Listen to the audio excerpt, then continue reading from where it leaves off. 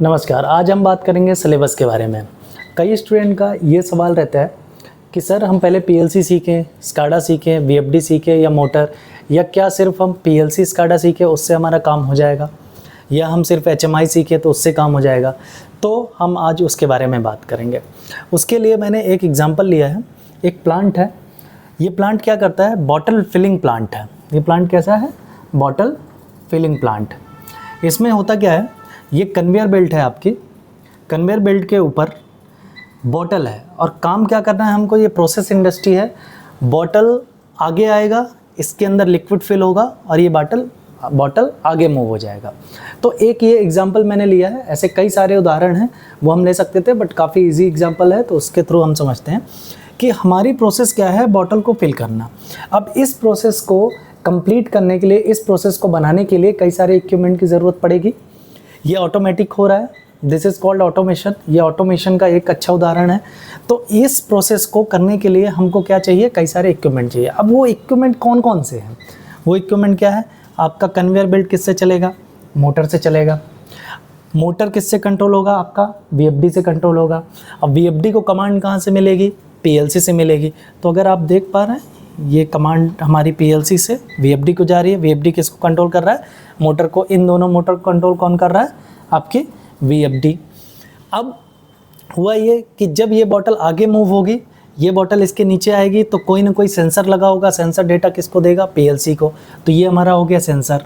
ये सेंसर आके कहाँ, पीएलसी से कनेक्ट होगा। तो सेंसर ने पीएलसी को बताया कि बॉटल इसके नीचे आ चुकी है। अब इसका काम क्या, कन्वेयर बेल्ट का काम है रुक जाना, स्टॉप होना। तो पीएलसी में जो आप प्रोग्राम किए रहेंगे उसके अकॉर्डिंग वीएफडी क्या करेगा, मोटर को स्टॉप कर देगा। अब मोटर स्टॉप हो गया। जब मोटर स्टॉप होगा तो इसके अंदर जो लिक्विड है, उस लिक्विड को हमको इसके अंदर भरना है। तो ये हमारा इंडस्ट्री में लगा होता है क्या, वाल्व, सोलेनॉइड वाल्व, ये एक्चुएटर। तो उस एक्चुएटर को हमारा पीएलसी ऑन कर देगा, कुछ टाइम ड्यूरेशन के लिए ऑन करेगा, 5 सेकंड 10 सेकंड, जितने टाइम के लिए आपने प्रोग्राम कर रखा है। तो क्या होगा, हमारा बॉटल क्या होगा, भर जाएगा। अब बॉटल भर गया, आगे मूव हो गया। तो हमको और क्या मिल गया, ये वॉल्व मिल गया। वॉल्व मतलब सेंसर एंड वॉल्व एक इंस्ट्रूमेंटेशन का पार्ट हो गया।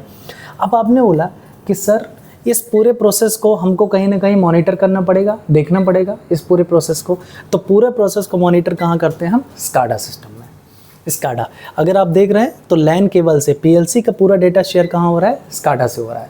अब इस पूरे प्रोसेस को ऑन ऑफ भी कर सकते हैं, तो आप किसके थ्रू ऑन ऑफ कर सकते हैं, एचएमआई के थ्रू। एक छोटी सी स्क्रीन लगी रहेगी प्लांट में जो कि एचएमआई कहलाती है, और ये सारे इक्विपमेंट आपस में कनेक्ट होंगे। इसको ये क्या कहलाता है, इंडस्ट्रियल नेटवर्किंग।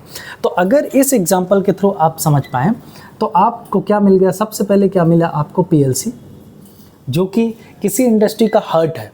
पूरा का पूरा जो प्रोग्राम होता है वो पीएलसी के अंदर होता है। डेटा को मॉनिटर करने के लिए स्काडा मिल गया आपको, एचएमआई मिला कंट्रोल करने के लिए, मोटर एंड ड्राइव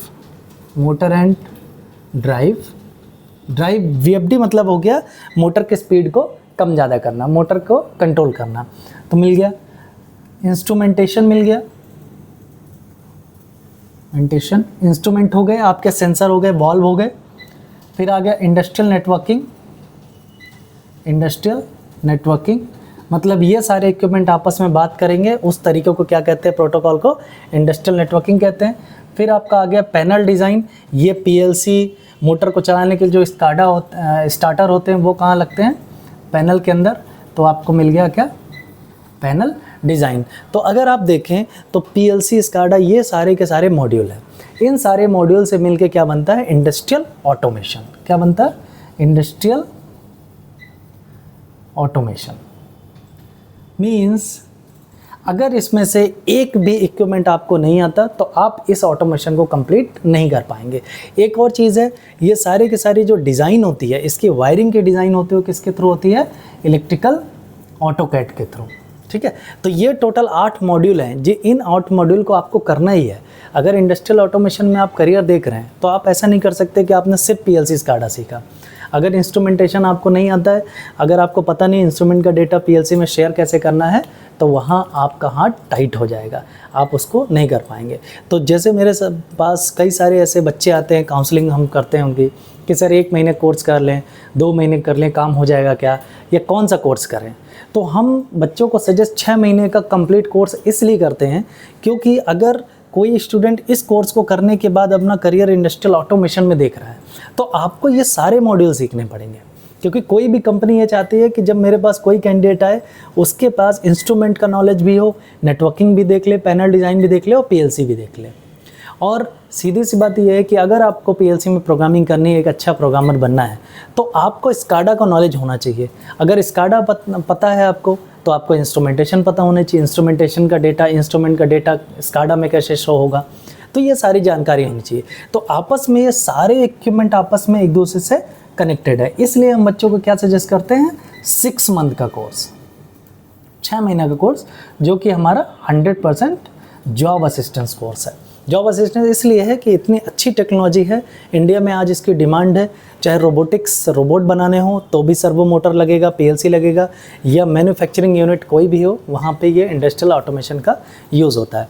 तो बिल्कुल भी दोस्तों ऐसा नहीं है कि आप क्या करें, आप सिर्फ पीएलसी सीख लें। अगर आपने एक स्टेप में पीएलसी सीखा है तो अगर आपको आगे चल के करियर इसमें बनाना है तो आपको ये सारे के सारे मॉड्यूल सीखने हैं। Thank you so much. ज़्यादा डिटेल के लिए आप अरिस्ट ऑटोमेशन में संपर्क कर सकते हैं। Thank you.